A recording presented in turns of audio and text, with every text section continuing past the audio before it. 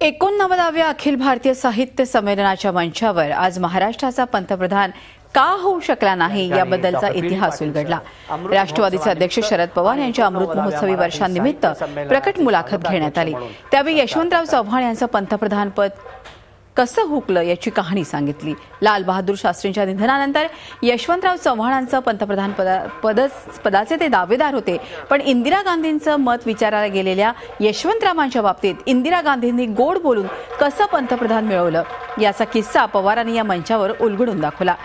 यशवंतरावांच्या शुचितेमुळे त्यांनी पंतप्रधानपद कसं गमावलं याचा इतिहासच पवारांनी उलगडून दाखवला। बघूयात पवार नेमकं काय म्हणाले। शरद पवार साहेबांचा या ठिकाणी डॉक्टर पी.डी. पाटील सर। ताश्कंतचं अग्रीमेंट कदाचित आपल्यापैकी काही लोकांना माहीत असेल आणि त्यानुसार भारतानं अटक केलेलं पाकिस्तानी सैन्य सोडायचं आणि पाकिस्तानी भारतीय क्षेत्रामध्ये पुन्हा आक्रमण करायचं नाही असे काही निर्णय झाले। निर्णय झाल्याच्या नंतर रात्री लाल बहादूर शास्त्री यांचं झोपेत निधन झालं आणि लाल बहादूर शास्त्रींची त्यांचा मृतदेह घेऊन यशवंतरावजी परत भारतात आले। त्यावेळेला भारतातल्या काँग्रेस पक्षाच्या नेतृत्वाच्या मध्ये या क्रायसिसच्या काळामध्ये संरक्षण मंत्री म्हणून यशवंतरावजी फार महत्त्वाची जबाबदारी सांभाळली।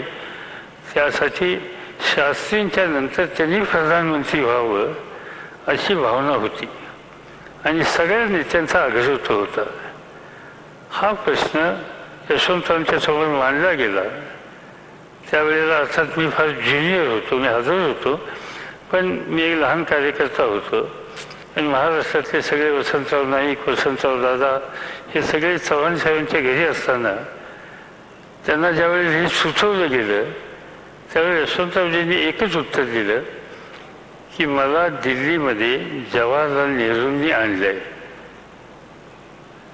जवाहरलाल नेहरूंच्या कन्या श्रीमती इंदिरा गांधी या काँग्रेसच्या अध्यक्षा होत्या आणि ज्या वेळेला संयुक्त महाराष्ट्राची चळवळ होती त्यावेळेला महाराष्ट्र राज्य बनण्याच्यासाठी लोकांचा जो आग्रह होता आणि जे जवाहरलाल नेहरूंना मान्य नव्हतं त्या जवाहरलाल नेहरूंना तयार करण्याच्यासाठी काँग्रेस अध्यक्षा इंदिरा गांधी यांची मी मदत घेतली आणि इंदिराजींनी मदत केली। त्यामुळे महाराष्ट्र व्हायला पंडितजी तयार झाले आणि त्यामुळं माझ्या दृष्टीनं महाराष्ट्र राज्य बनण्याच्यासाठी ज्या इंदिराजींनी मदत केली त्या जवाहरलाल नेहरूंच्या कन्येला प्रथम मी विचारायला जाईन आणि त्यांची संमती असेल तर मी ही जबाबदारी घेईन। बाकी सगळे गप्प बसले।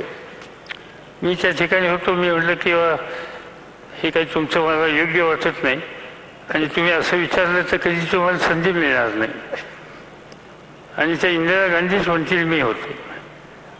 तर ते चव्हाणसाहेब रागवले माझ्यावर, तू शहाणपणा शिकवतोस का वगैरे वगैरे काय बोलले राग आणि त्यांचा अधिकार होता। चव्हाणसाहेब गेले इंदिरा गांधींच्या घरी, अर्ध्या तासात परत आले। आम्ही सगळे त्यांची वाट बघत होतो। आल्यावर त्यांना विचारलं वसंतराव दादा पाटलांनी की काय झालं। चव्हाण साहेबांनी सांगितलं की इंदिरा गांधींना मी सांगितलं की तुझ्या वडिलांनी मला दिल्लीत आणलं, तू महाराष्ट्र बनवायला मला साथ दिली, त्यामुळे तुझं धोरण काय, तुझी भूमिका काय त्याच्यावर माझा निर्णय आहे। तर इंदिरा गांधींनी त्यांना सांगितलं की मला 6 तास द्या, मी विचार करून माझं मत सांगते। हे चव्हाण साहेबांनी सांगितल्याच्या नंतर फटकन मी म्हणलं की 15 मिनिटात किंवा अर्ध्या तासात इंदिरा गांधी कळवतील मीच होणार म्हणून। पुन्हा ते रागवले माझ्यावर। एवढ्यामध्ये डोंगरे नावाचे, श्रीपाद डोंगरे नावाचे चव्हाण साहेबांचे सेक्रेटरी होते, ते आमच्या मिटिंगच्या ठिकाणी आले आणि त्यांनी चव्हाण साहेबांना सांगितलं की इंदिरा गांधींचा फोन आहे। चव्हाण साहेब उठून ते फोन घ्यायला गेले आणि परत आले। विचारलं त्यांना वसंतराव नाईकांनी की काय झालं।